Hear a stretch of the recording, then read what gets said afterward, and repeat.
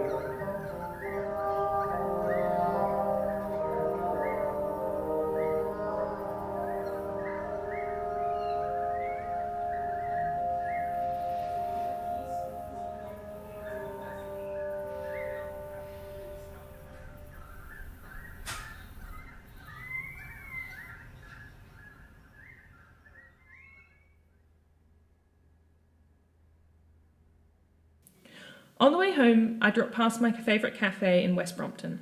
I was introduced initially because they sell groceries from Australia. Chocolate that tastes right, beers I know well, biscuits that nourish me in a different way. Coffee that is worth drinking. But I keep coming back because Jacob and Michael and Jackie, who are at the shop, are wonderful. It's nice to come to a place and feel you belong, find familiar people even though you're far away. Have people know who you are and what you like. I can be homesick for Australia, but I know I'll be homesick for London too when I go back.